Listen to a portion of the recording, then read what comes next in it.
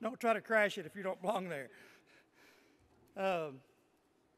As we've mentioned throughout the conference, we have on our website, www.theaapc.org, a silent auction that's currently going on to raise money for our foundation.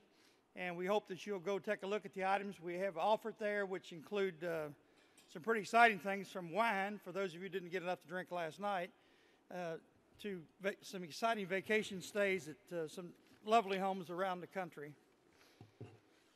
But all those proceeds, again, do go to our scholarship fund at the foundation.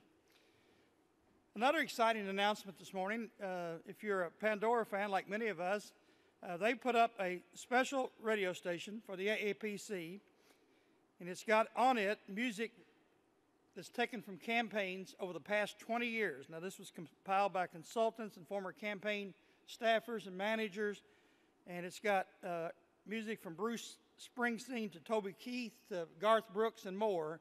And I hope that you'll go there and take a look at it. It's just pandora.com/AAPC.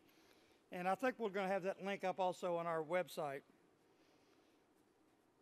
As we begin this morning's program, it's really a special honor for me to present to you a longtime friend of the AAPC.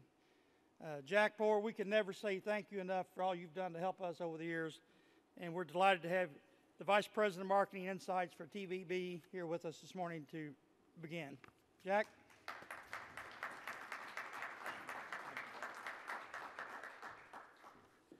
Thank you, Dale. Boy, it's a real pleasure for us to do this. It seems like just yesterday, but this is the fourth year in a row that we've been sponsoring this morning event. And we're always gratified and relieved to see people come to it after Thursday night. It's not me, though I appreciate the shout out, but it's the TVB people en masse, and we've got Abby Auerbach here, and Ron Salmon, Scott Roskowski. They're all around. If you have any questions about television or TVB or what we can do to help you, please get a hold of any one of us. The panel today is really interesting, I think. The proliferation of audio and video ad options in the new video age is incredible. You can see it just by walking around the exhibition space. And what we thought we'd do, rather than pounding on television and broadcast television, is leave it to the experts and step back and let the people that are actually placing media these days for political campaigns, and people that are measuring media these days in the new media and the traditional media, talk about what's going on and how it applies to down-ballot campaigns as well as the national scene. But before we do that, I'd like to take a moment and express our thanks. Whoops. And this is on behalf of all our 600 TV station members of TVB. And we really do mean thank you. You're a critical component of our health and success, and we want to do everything possible to make sure that we're serving your needs and deserving the support that you're giving us. And it's been incredible support. In the last cycle, you supported us with $2.9 billion in political ad spending.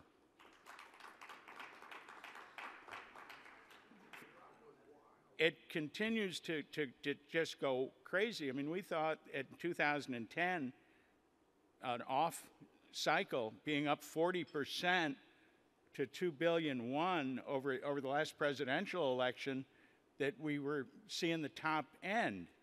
But no, we're up 38% this year over 2010 to $2.9 billion. So the growth continues to be there, the support continues to be there, and we believe that's because it continues to work. Just a couple of stats to show why that is, and then I'll put the panel on. TV is still in a growth mode. People are watching more TV now than ever before. This is the most recent data from Nielsen. It's all fourth quarters for the last 5 years, and it shows that the average time spent viewing live and recorded television is 5 hours and 4 minutes, the highest it's been ever over that 5-year period. So we may be a quote old media, but we're a growing old media. The other thing is, with all the proliferation of screens to be able to watch television on, traditional TV continues to dominate at almost 90% of the viewing. Another 8% is time-shifted TV, so when you add it up, it's about 97% that's live or recorded television. Watching internet video is about 2.5%, 2.7% of the time, and watching video on mobile phones is still in its infancy. It's easy to see how television is getting the bulk of the video money. But we don't have our heads in the sand. I mean, obviously, additive digital platforms are coming. We know because we own some of them. We've got websites, we've got digital sub-channels, we've got mobile plays, we've got mobile apps. So we're trying to be part of that world as well, and we are. But in our opinion, all of those platforms are going to add to our ability, to television's ability, to motivate and to persuade voters. They're going to provide you with new tools, but we do not believe that they'll really be in a position to replace broadcast television. So again, thank you, and let me just introduce our panel moderator, and he'll take care of the rest of the panel. Ken Goldstein is going to be leading the panel today. Ken's a triple threat. He's a professor of political science at the University of Wisconsin-Madison. He is a well-known author and media expert on political advertising. And he's also the president of Kantar's CMAG, which is the monitoring service that reports on both ad unit placement, spending, and content of political advertising. So he's really the perfect guy to talk his way around this new world. And with that, thank you very much, and let's bring on the panel. Yeah. Thanks, Jack. How are you?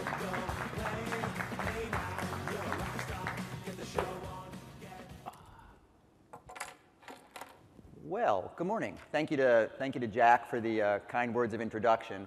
I think there were supposed to be people following me up here, but maybe we'll, because I am not doing this alone. So I have the fun job of just getting to listen like you today and moderating a discussion with a number of people who have extensive experience in both media buying and the technology, the data, the strategy, the research that goes behind making a media buy effective. So I see Neil standing at the top of the stairs there, so I think you're the first person out here. So Neil Schwartz, who many of you know, gets a rousing ovation. Neil is with Arbitron, and many of you know him through his work with Scarborough Research, well known in what I always call the normal world, the non-political world, and also has been extensively used by many people in politics to target their media. Trying to see here through the light who is next up. I believe that is Undine Fortune from Fortune Media. Again, someone. There you go. We're sort of like American Idol-ish here today. We're very formal for this informal get-together.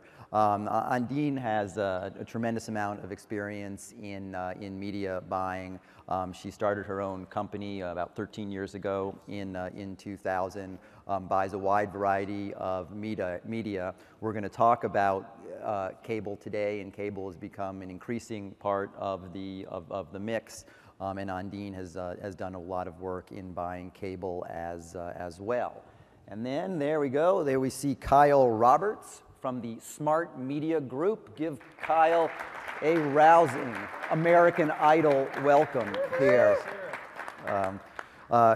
Kyle is a president of Smart Media Group and a veteran, it says, veteran media buyer who's worked on a number of campaigns, including the McCain for President campaign in 2008. And is known as someone who also uses a fair amount of outside research to make his buys more targeted and more efficient. And we'll talk about some of the lessons that he's learned and some of the ways that he uses data. And last and the hardest name to pronounce. Anthony, help me out, Sarkopoulos? That's actually very good. Sakharopoulos. Sakharopoulos, exactly, right, like the Acropolis. Anthony Sakharopoulos. And Anthony is with ComScore, another firm that many of you may be familiar with, that, like the company I work, tracks media usage in a wide variety of areas.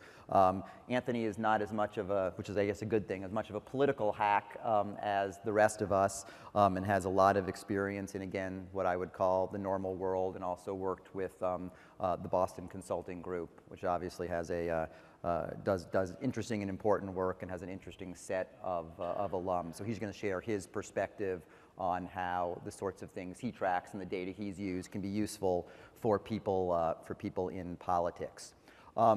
So the way we are going to do this, if the five of us aren't completely blind from the lights in our eyes, is that I'm just going to start out with a couple words and then send it over to everybody to give you a couple-minute overview, and then I will follow up with some questions and then give all of you some time for questions towards the end. As I was thinking about what to say, I've spent most of my life in academia and have had a real job here for 2 years, and really sort of amazing what I didn't know about media buying, even though I had studied it for most of my academic career. And since I started the Wisconsin Advertising Project in 2000, and even before that, when I was doing work on political campaigns and advertising, it was a very predictable cycle of reporters calling me in the odd-numbered year, in virtually every year, and asking me to comment on the fact that this was going to be the year when there wasn't going to be a lot of television advertising, and it was going to be something else. Door hangers or robocalls, and and then obviously internet now and digital. And then that same reporter would call me in the even-numbered year a couple months later and ask for a quote on the record-breaking level of television advertising. And one of these years, I guess, I'll be wrong, and some of us will be out of work. But in 2012, again, we did see, not surprisingly, record-breaking levels of television advertising.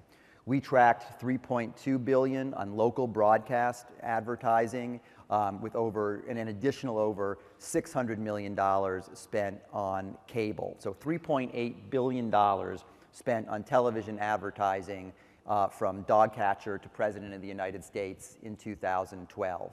In the presidential race alone, $1.3 billion spent on television advertising alone.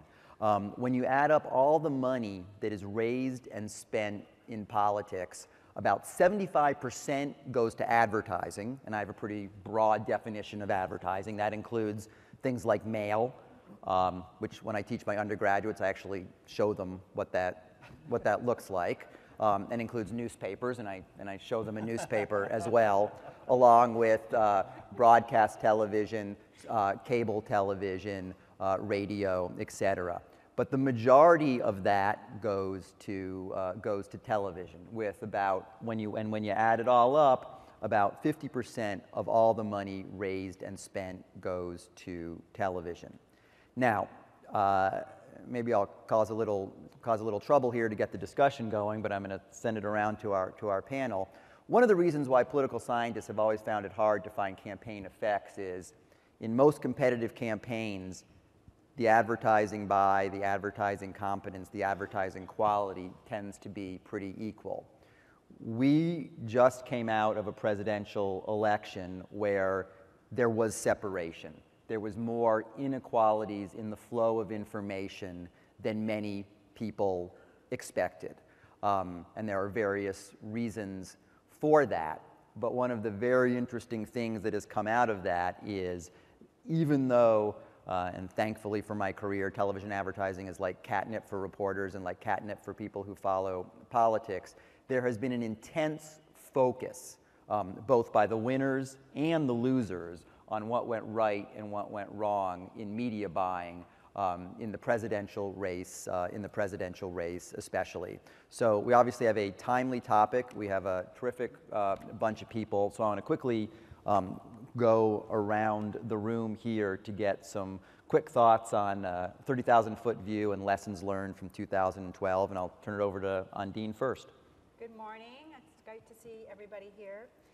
I understand that everybody's going to want to hear about the Murphy versus West campaign in Florida, and I'm definitely going to talk about that. But I want to give a little bit of background first. I'm a media planner, buyer, strategist. I'm in California. I started out my early career as a cable specialist.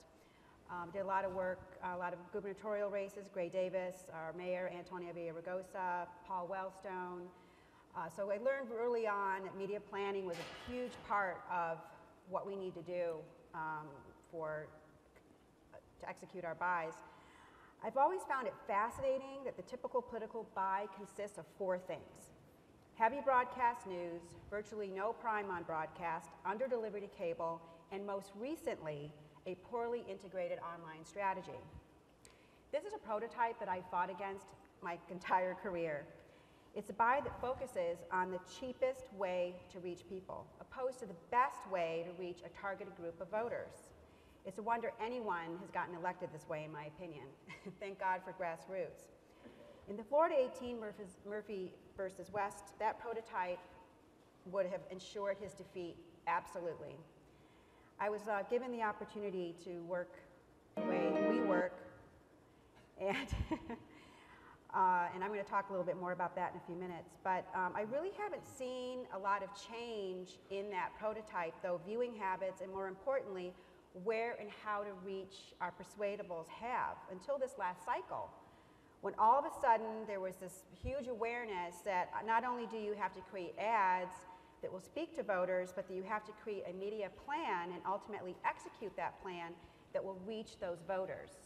So I think that's something that's going to continue to happen in the future. In the early days of my career, working with ad agencies in California, I learned that media planning was a key ingredient to a successful advertising campaign. Through data, analytics, and focus groups, we learned valuable lessons. One example was though spot cable didn't have large Nielsen numbers, the messages were getting through. There are so many more factors to a TV buy than the mighty GRP or cost per point. So that's something that we're really getting away from, and I'm going to talk about that in a minute. In reaching voters, we're really rarely trying to reach 100% of the people. We're going in that there's only a very small percentage of the audience that is our persuadable. And that is who I've always believed that we should really target. We study the poll, we find those sweet spots, and concentrating on a cost per point is going to steer you completely in the wrong direction. We can get a low cost per point anytime. We can buy soap operas, we can buy TV, daytime TV, but is that really who we're trying to reach? Is that really our persuadable? And 9 times out of 10, it's not. We've been using data and analytics for years to build a personal network for each persuadable in a campaign. Think about what your personal network is.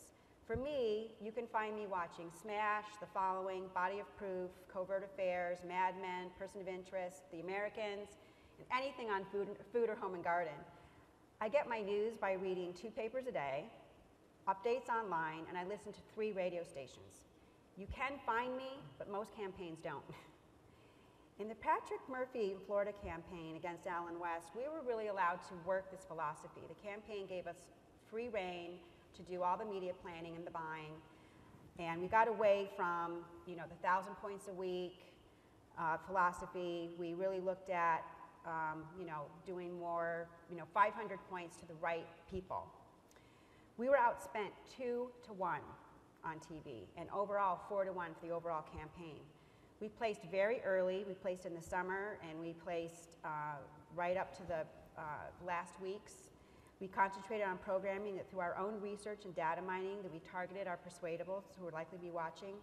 Our buy was probably only 15 to 20% local news. We spent heavily on prime, according to the analysis that we did on the campaign. And by the political specialist at the TV rep firm, who I believe is here, Craig, he's still telling us that we probably saved the campaign 25 to 30%. not only because we bought early, but also because of the type of programming that we bought and the mix of day parts that we did. And though I talk a lot about poo-pooing the cost per point model, at the end of the day, we actually ended up being right in line for the market for the cost per point. And we won by just under 300 votes. And talk a little bit about the creative there. I think this is just important. This campaign was the most strategic campaign that probably I've ever worked on. I think everybody, they just blew strategy away for the other side. And our candidate, which I'm sure a lot of you are familiar with, was doing a lot of ads. They were overproduced, they were very flashy, he was never on camera. So they did very different spots. We did very different spots. They were very clean, they were very focused on the candidate, it was very obvious that it was a Murphy spot. And the media buying played along with that. It was very clean, went to just who they needed to go to. We really concentrated on women. We knew that that was who we needed to reach, and that's what we focused on. We did about 25% on cable. We would have liked to have done more. We had a very integrated online campaign, which you can talk to Brian Franklin about. He did the online for the campaign. He's here. And so I think for the future, it's going to be a lot of, I think this is more of the direction that we need to go in. In recent years, the electorate has become more polarized. There are fewer and fewer undecideds.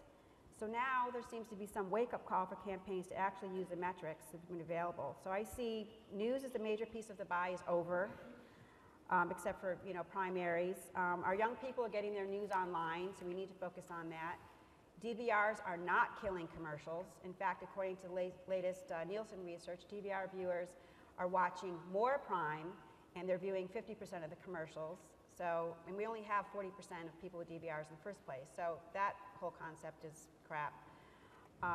So it's really time for political campaigns to take a page out of ad agencies' playbooks and put just as much effort into the media planning and buying as the messages they are creating. That's what I have to say. I'm going to turn it over to Kyle Roberts now. Thank you, Professor. On the right side of me, with Undine on the right. left. And that happened by chance, by the way, that I'm on the right. I know. Undine's on the left. I know, that worked out. Neil, I notice you're on the left, and I do buy data from you, so I might stop now. And I have not bought anything from you, so maybe you, my friend, we could do some business together. So anyway, I thought we had, of course, a lot of work in 2012, a lot of campaigns that we worked on, Senate, gubernatorial, House.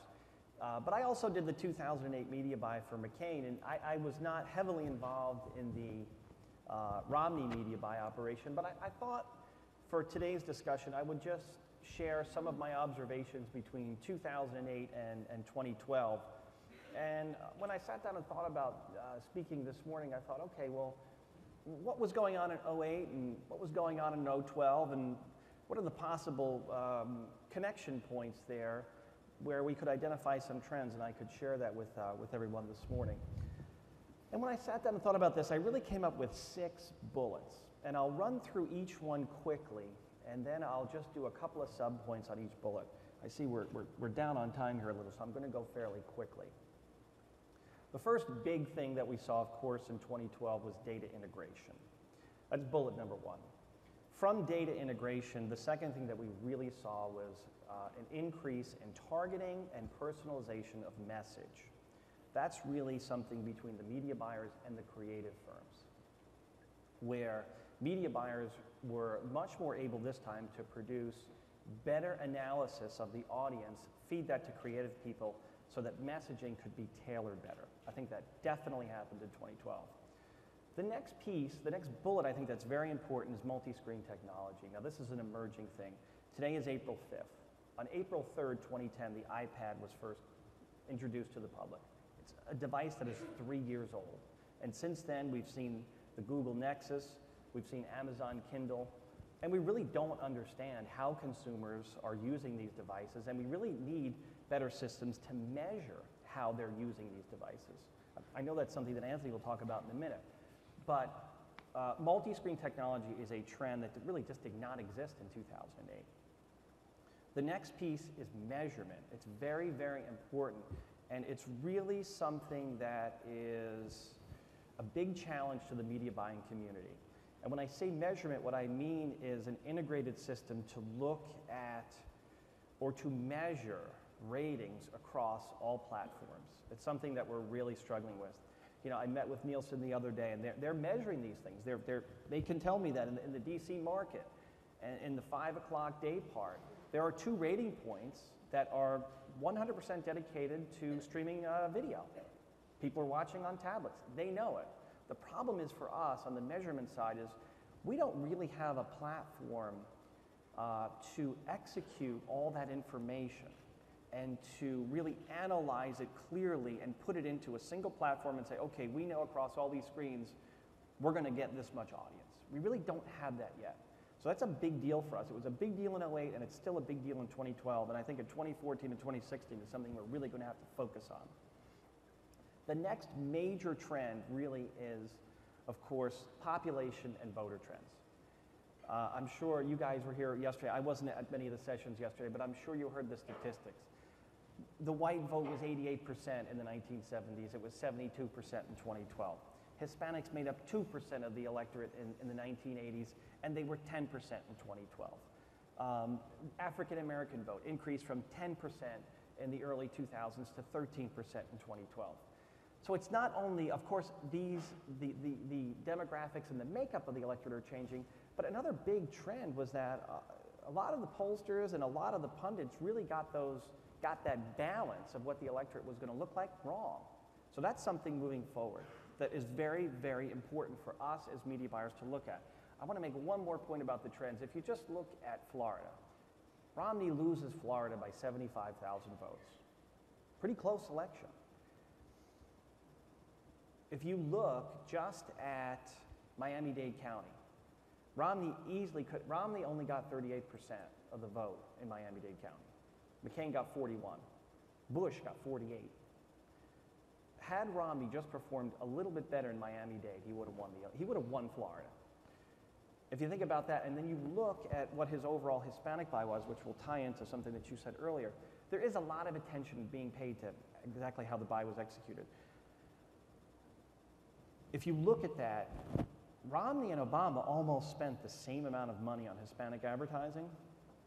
Obama delivered about 2 times more audience than Romney did, meaning he had double the frequency than Romney did. I'm just talking about Miami-Dade here. I'm not talking about all Hispanic. I'm just talking about that one area. Right. But when you look at population and voter trends, and you're focused on something like Miami-Dade, that's something that you really got to pay attention to. How much audience am I getting? What are my rates going to be? The last piece I want to talk about is timing. That is the 6th bullet here. Timing, for me, breaks out into 3 issues. The first one is early voting. It's something we really need to pay attention to, and we did in 2012, but more states are doing this. The rules are different by state, so it's something you really need to pay attention to. We worked on a big Senate race in Arizona for Senator Flake, and in every county in Arizona, you can get excellent statistics on early voting, except the most important, Maricopa County. They don't release any good statistics whatsoever. Maricopa County is about half the vote, so you got a big hole in your analysis when you're doing that in Arizona. So you have to rely on other pieces. But it's something that's very important in terms of timing and how you're going to develop your media plans. The other piece on timing, and I believe this issue is now put to bed, is early booking. Campaigns that booked early, I mean, I could tell you that in North Carolina, we had a huge governor's race there. We booked our time way before all the presidentials because we knew it was going to be ground zero. And in the Raleigh market, we're paying $100 a point. Obama's paying about $1.50. Romney's paying $1,000. Right. Think about that. So it's just gigantic. Why? Because Romney decided that they were going to book 24 to 48 hours prior. They made that decision going in. It was their decision to make, of course not mine, but they paid the price, I believe, for that. So I would say that I'll just summarize those again in terms of the overall trends that I see. It's data integration, it's timing and personalization, multi-screen technology, measurement, population and voter trends, and timing. Those are really the 6 big chunks. And it's a confluence of things that we need to pay attention to. But from there, if you're looking at these things, you're going to derive much better media planning, and your buy execution is going to be much sharper if you're paying attention to all the trends at the top of the funnel. Speaking of trends at the top of the funnel, I think is it your turn now, Anthony? We'll turn it over to Anthony. Our guy who's really going to get into this. I'm sorry if I took too long. That's totally fine. So my name is Anthony Sakaropoulos. I'm with ComScore, and as I've already been introduced, my comments are largely going to pertain to the measurement or measurement challenges, I should say, and multi-screen issues that we're all currently facing. In terms of our business, I would sort of synthesize that into two main areas. One is audience analytics, and the second is advertising analytics. So from an audience analytics perspective, we have a panel of about 2 million people or so around the world whose every behavior we effectively monitor. And the analogy I use, it's somewhat analogous to having a DVR behind these people so that wherever they go, whether it's a secure site, a non-secure, what they search on, what ads they're exposed to, what they click on, what search terms they use, what they buy, et cetera, we're by and large picking up.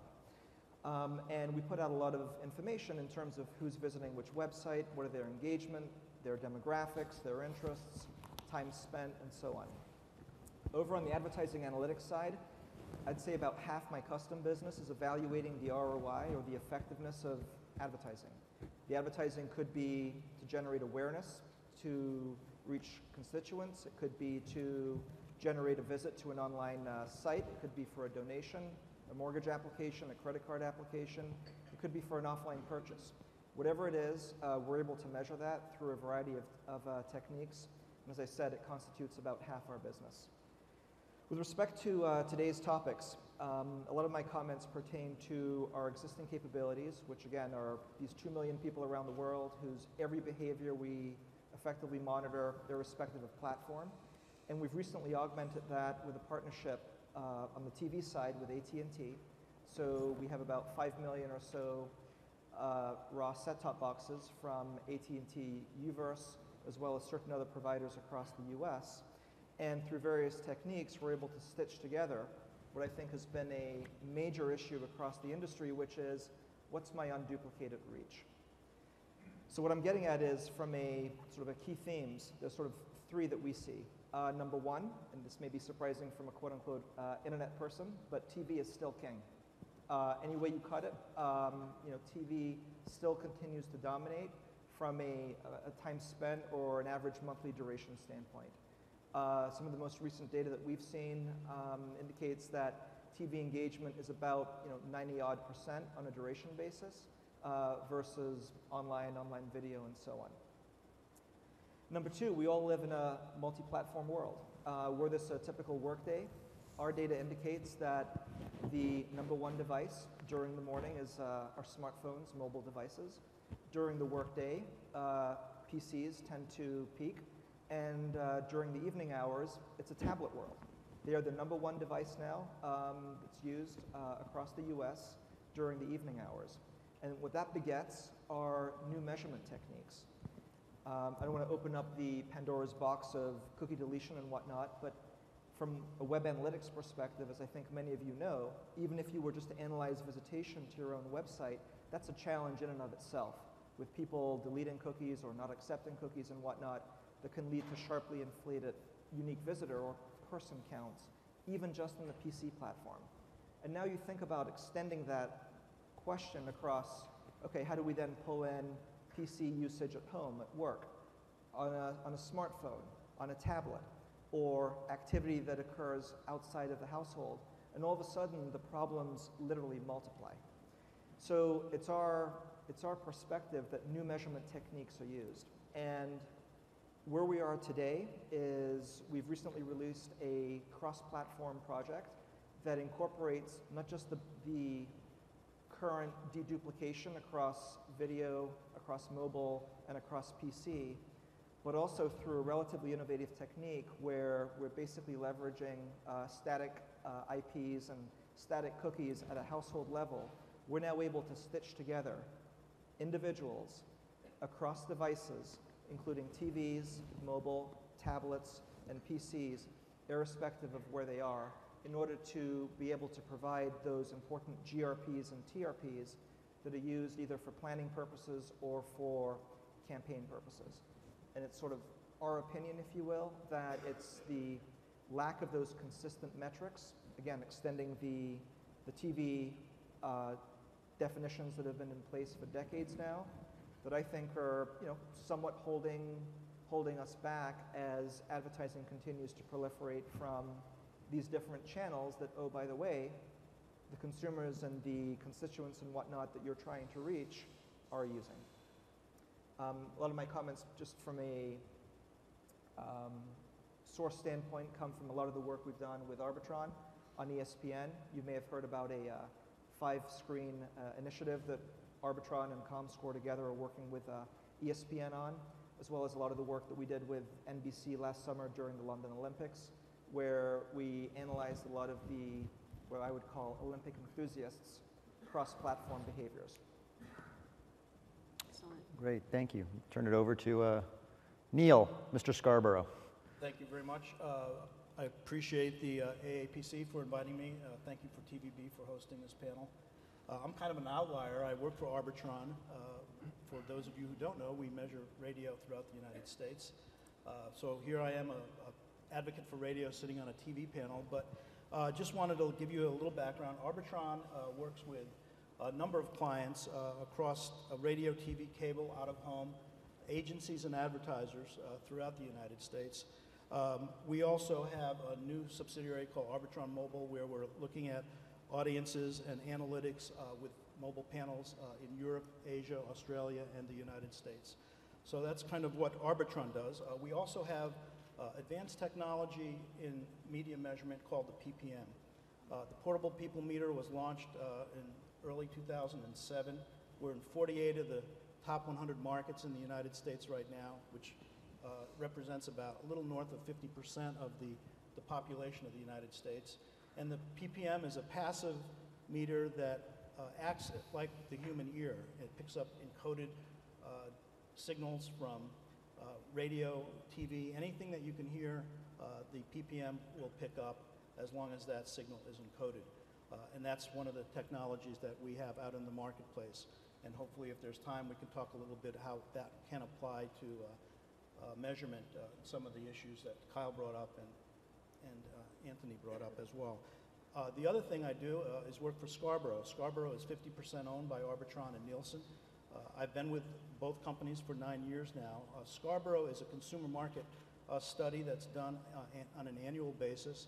We have over 207,000 respondents throughout the United States annually that are refreshed every 6 months. So we're always in the field. We're always providing a fresh base of respondents. And we look at everything from shopping behavior, consumer lifestyles, entertainment, how people are involved in the media, and a big effort now and an expansion in our survey is looking at internet and social. So that's kind of what Scarborough does. From a political perspective, I've worked with a lot of political agencies here inside the Beltway over the last 9 years. Kyle was one of my clients. I now work with the top 50 advertising agencies throughout the United States. And I'm somewhat of a political geek, and I work with a couple of large political shops here in DC, but help drive the strategy for both Arbitron and Scarborough from a political perspective. And I guess, given that we have a little time, and one of the things that we noticed in looking at measurement in 2012, and overall really, is the lack of radio use. Radio consumes, we talked about television is king, we all agree with that. People spend about 5 hours plus per day with video. They add another 2 hours a day listening to radio, and about an hour and a half or so on the internet. But radio consumes about 22% of their time, yet when you look at expenditures, especially in the last campaign, it was less than 4% of the dollars spent went to radio. So there is definitely a disparity there that certainly I'm open to talk about with this panel. But we certainly love television. We also are advocates for radio and think that radio should get a bigger share of the pie. And I actually wrote on my hand here, I have made notes here. Will Feltus was one of the first users of the Scarborough data back in 2001. And he reminded me that in a lot of the research that they've done, that radio can't be an afterthought. It has to be a part of the campaign from the get-go when you're planning your TV. You need to look at radio too, because it is consumed by over 283 million people each week, and it should be an integral part of the campaign strategy. along with your television thinking. Will also reminded me that for those of you who are pollsters, I don't know how many of you are pollsters out there, but for Scarborough, for about 25% per interview, you can get 2,000 categories of information.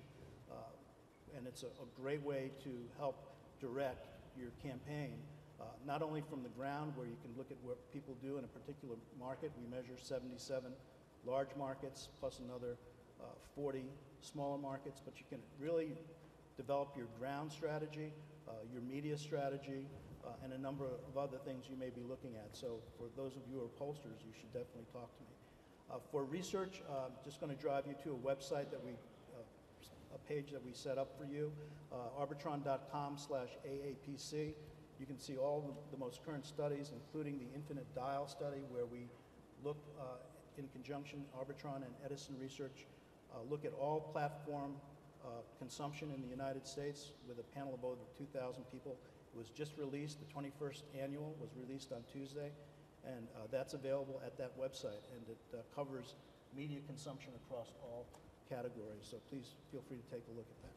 Great. So we got a couple minutes left here where I'll pop around with some questions and then open it up to everybody. So maybe we'll sort of do this like, pardon the interruption. I'll ask you very quick questions. Kyle mentioned timing, and I think we can talk about timing in two ways. One, when you should buy, and then when you should buy during the day. And let's sort of, you mentioned it, and let's put even a greater exclamation point on it. I'll ask Ondine first. Is there any reason whatsoever not to buy early? No, I think basically not. I think the only reason you wouldn't buy early is some consultants have this, paranoia of your, the other campaign knowing that you're on air or what you're going to be spending. That Ohio might be competitive in the presidential race. Yeah. Right, exactly. Okay. So that would really be, but to me, I don't think that's really worth worrying about. I think you're going to spend the money you're going to spend, you're going to place, you're going to do it anyway. So you might as well just get it on there and take advantage, of placing early.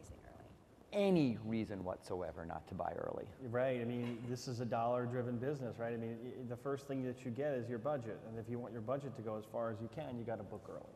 There's just really, I can't see the logic of we're only going to let the voters know we're on the air, but not the public.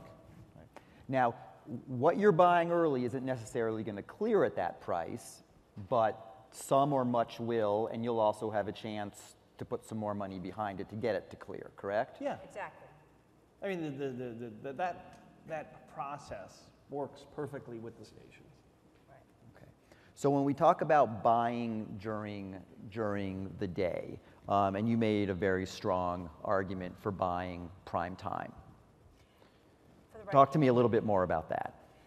Well, it really obviously every campaign is different, and you've got to look at each campaign, uniquely to that market.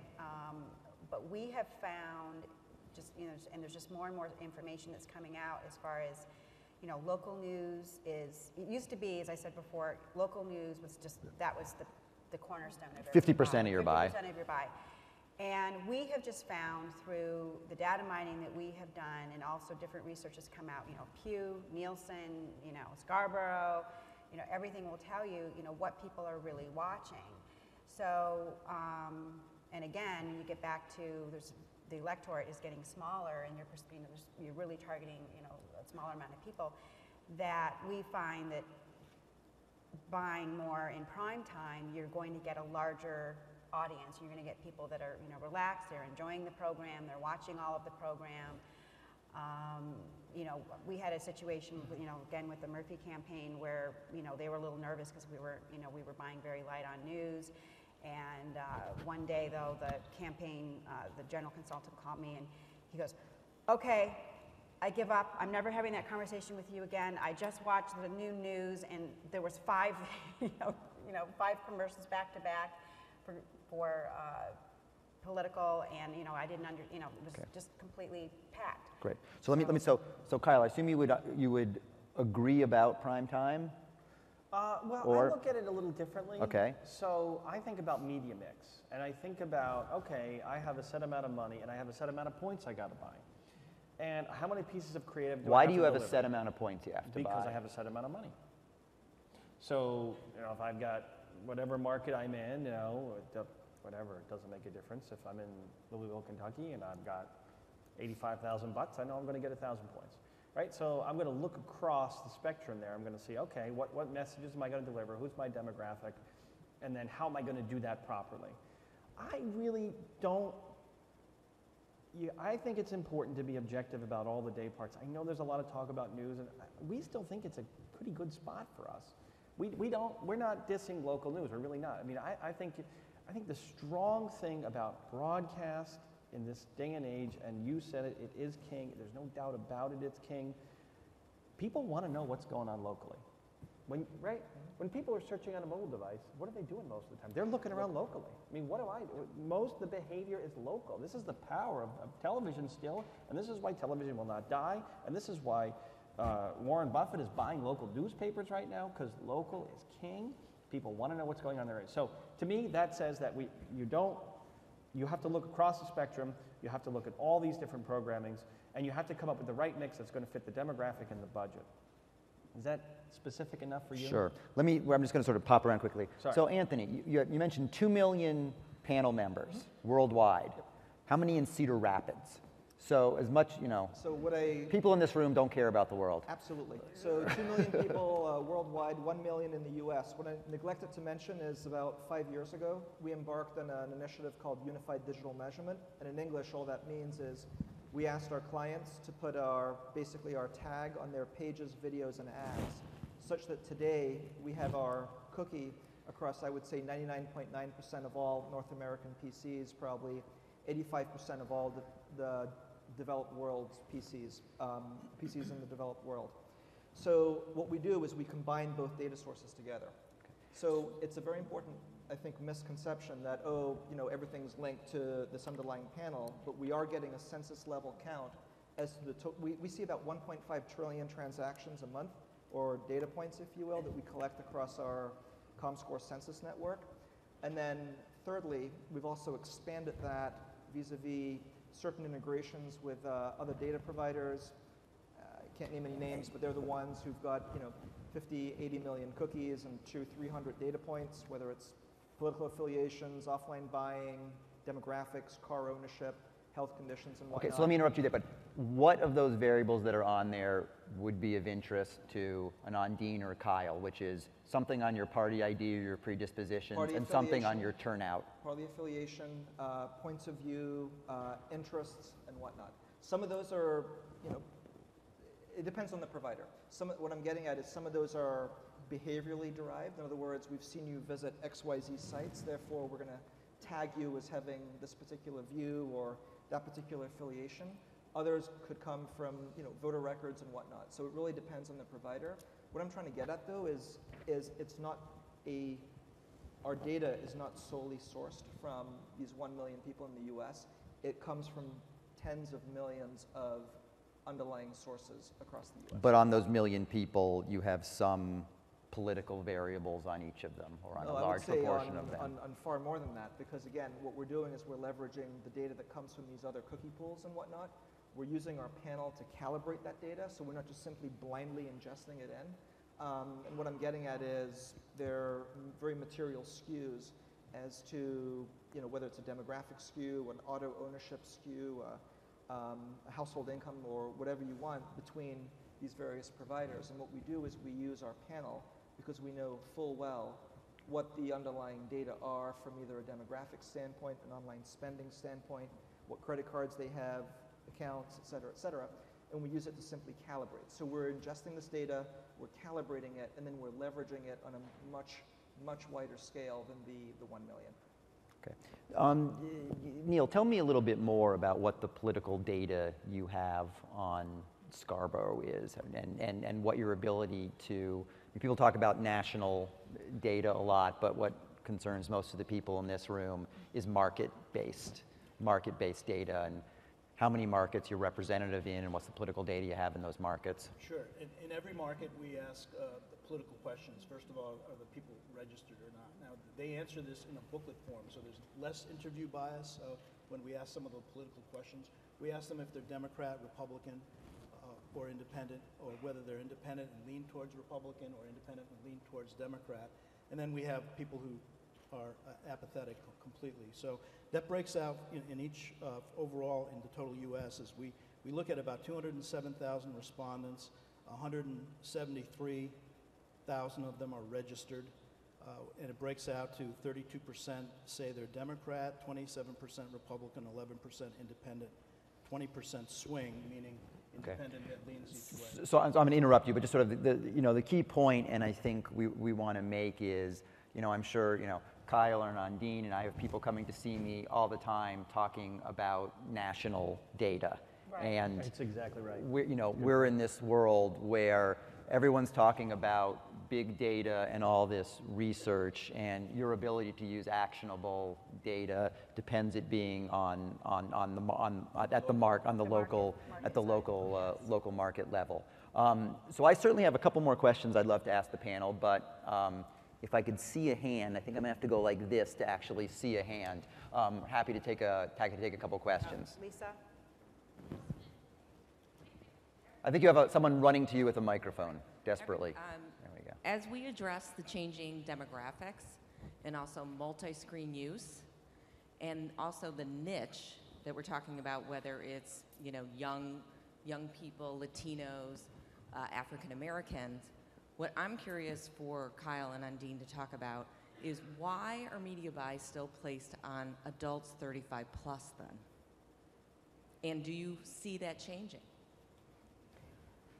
We definitely see it changing. I mean, we're definitely looking at younger demographics and older demographics. I mean, sometimes I'll have a buy that has three demographics on it.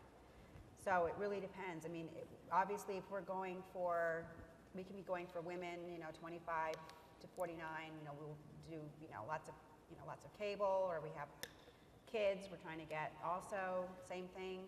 So yeah, I mean, we usually, we'll have the, that's kind of the gold standard is the adults 35 plus, and that may be your core overall, but we absolutely, many times we'll have a buy that we're buying different programming to reach, the different demographics. Do you want me to answer that? Does that answer your question? Go ahead. So, okay, a couple of things there. One, when we did McCain, we did not buy adults 35 plus. We bought women 25, 54 because it was decided that if we didn't win that demographic, we were not going to win the election. Now, a lot of other things happened that prevented us from winning that election, like the economy tanking and Goldman Sachs going under and all those things. So you're doing presidential campaigns, there's so many other things that are just out of your control. That whatever, you can plan, but events take their own course, right? So that's one thing. But for McCain, we made that deliberate decision. We did not do that, and there was specific data to support the decision. When we did Flake in Arizona, on broadcast, we did buy adults 35 plus. We ran a separate track on cable, and we had a radio campaign that was just for females 25, 54, and married. So we were running multi-demographic campaigns there. We had a strategist and we had a pollster that was open to that type of thinking. Sometimes you get in these campaigns and you've got the people at the top telling you, this is all we're going to do. Right. Because this is what wins and this is what won last time. And so you get into that repetitive type of thinking. And so that's why I think you see a lot of the buys like that. Any other questions? Gentleman there in the middle. The PACs drove up the street rate all over the country, mostly in the battleground states, 5, 10 times. Could you just hold the mic up a little bit higher? I'm sorry, 5, 10 times what the candidates were paying very often. How did that impact in your buys in raising the sections that you had to deal with and the cost for the candidates? It's a great question. Why don't you go first, okay. Kyle? So this goes back to the timing thing that I said at the end. And why don't you repeat the question, I think. The gentleman's question was all the super PAC spending, how does that impact your media buying? Is that correct, sir? Did I get that right? Yes? Yeah. Okay. So that's a good question. And that's something you really have to think about when you sit down. When we looked at the presidential campaign and we looked at the races we were working on and we knew the states, They're going to be heavy in Florida. They're going to be heavy in North Carolina. It's going to be New Hampshire. It's going to be Ohio. We all know the states, right? So if you've got down ticket races in those states, you have to be advising your candidates to go on early and to book early. So in the presidential campaign, a little over $1 billion in local broadcast, just presidential spending. You'll know these better than I, but Romney was about 300 million. Obama was what, 300 million, somewhere in there, and then the rest was PAC money. So you're talking about 400 million bucks in PAC money. That's a lot of time. And so one important thing is if you have statewide candidates that have, like McCrory, we went on in August, and we found that after September, this thing was over. They were not, the whole month of October, you weren't moving any numbers whatsoever. The electorate was locked. Early voting was already starting. This thing was done. So I believe it's very important when you're looking at these states where there's going to be a lot of super PAC money, you have to look at early voting, and you've got to get on the air early. You've got to get out front of it early. That's the only way you're going to try to beat it. You would agree with that, I assume? I do agree with Kyle. I do. I think, you know, for us, I mean, we had situations like that where we were going, and you know, obviously, even though we bought early, we were still adding, you know, to our buys. You know, you're always adding. You know, we've got 50,000, 100,000, you know, 20, whatever, and you know, Obama came into Florida at the last minute, which we were not expecting, and but because we were already there, we were already had placed things, it didn't really affect us, you know, a lot. And fortunately, you do get preferential, you know, treatment when you're already in there, and you've already been placed, and it's a local candidate. Okay. More questions out there in the back there. I had a question which I'd asked in a previous session, which is about voters with disabilities.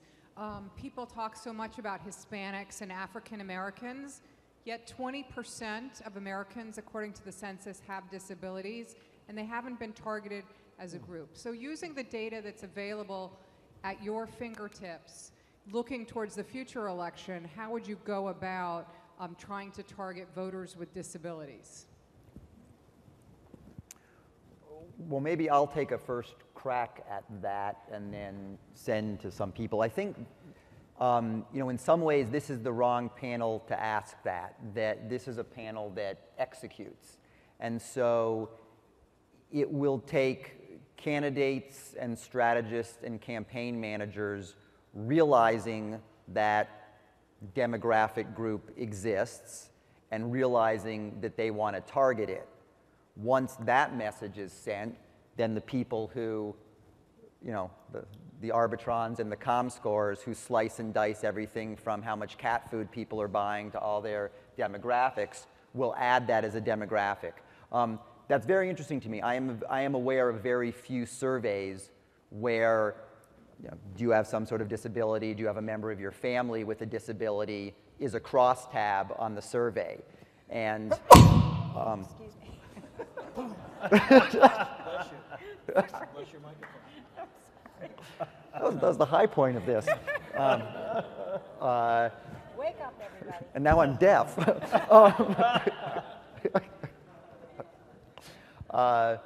That, you know, and then, so of policymakers to think it's important is step one, and then for people who execute to have a way of executing it. I mean, Undine or Kyle will say anything you want and find anybody you want if they're told to, and then they will tell Anthony and Neil to get them the data to find those people. It's interesting. I have just not seen that that demo on your typical sorts, on that data point on many surveys, which is also, I think, needed for anyone to do anything about it. I don't believe it's on a Scarborough survey. We look at whether somebody's a veteran or not, I believe, in terms of their employment classification, or if they've been are in the armed services. But disability is probably an important thing to look at, considering that there's a lot more disabled veterans now than there ever has been. So.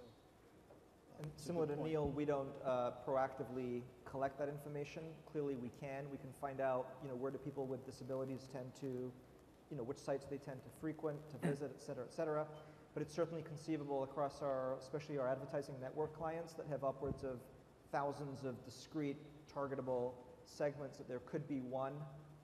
Midwestern soccer moms comes to my head, but there could certainly be one pertaining to disabilities, but they generally don't share the underlying segment definitions with us. Any other questions out there?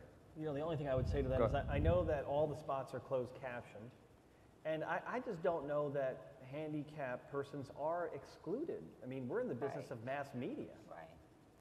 I just don't know. I mean, that would be the first question I would ask myself is, how do I know they are excluded?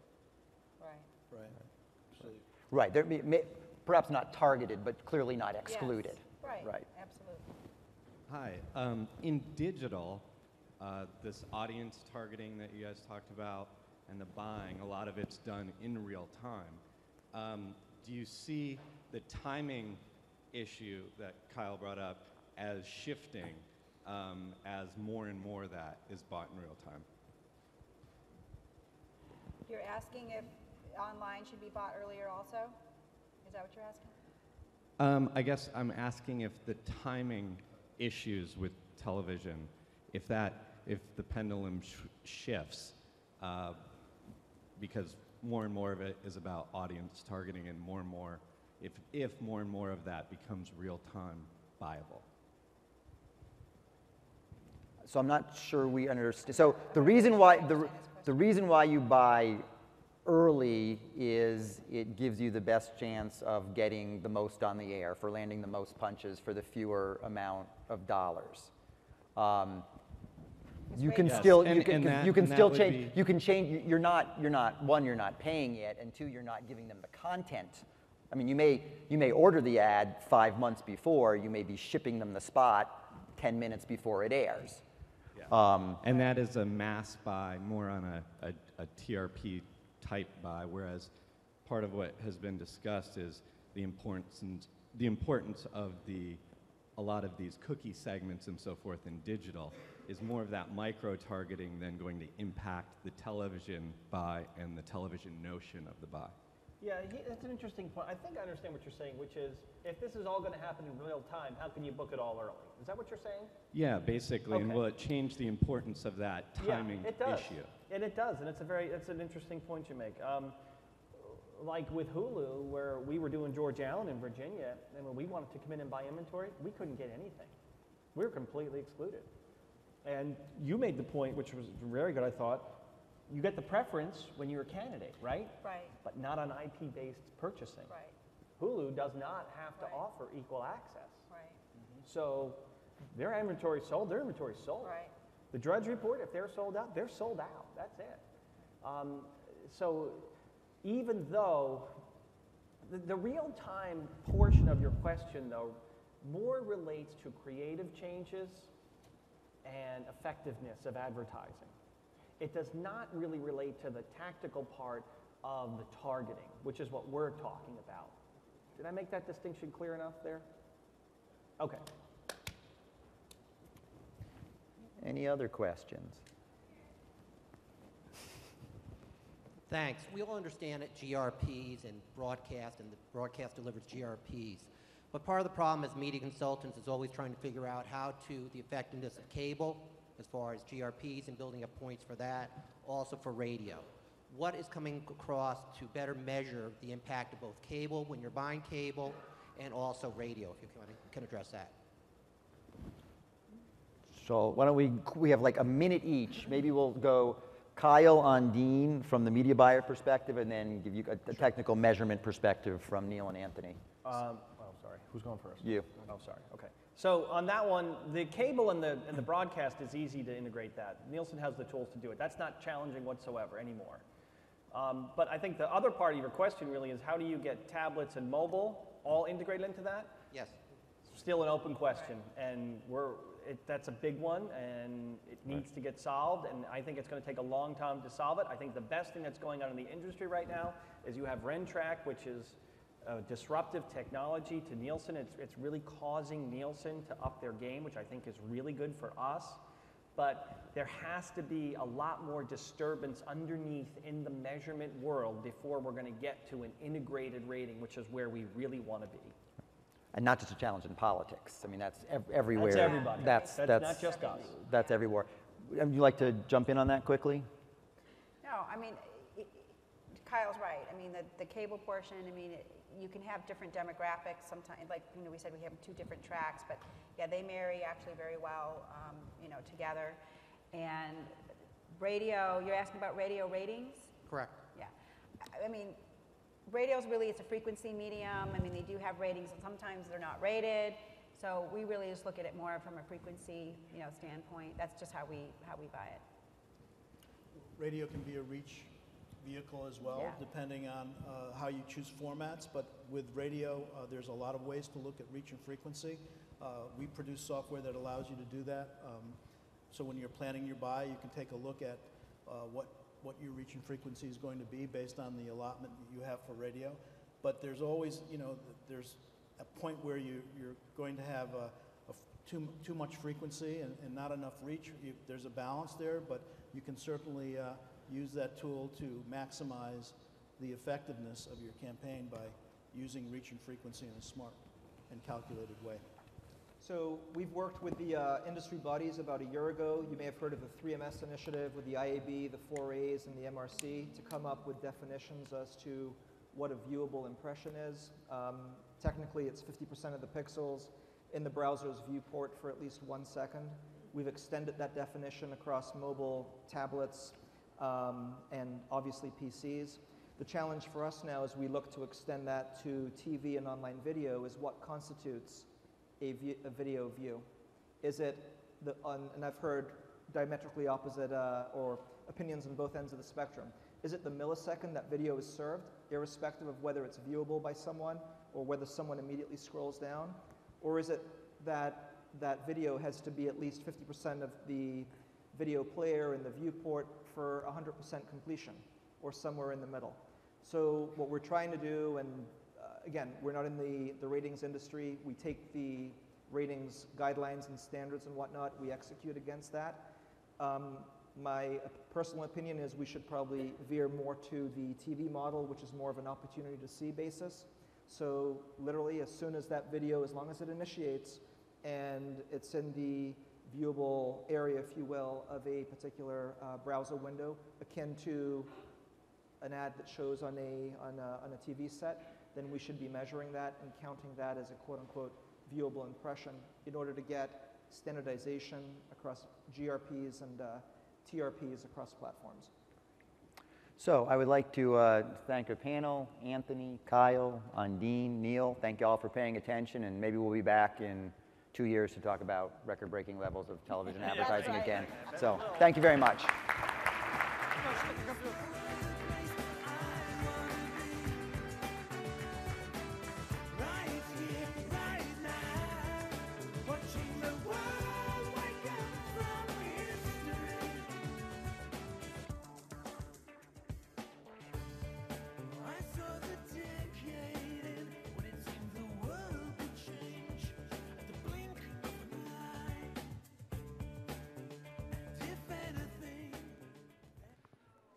We're going to have a break here for a few minutes, and then we'll be back here at 12:30. But we have 2 breakout sessions.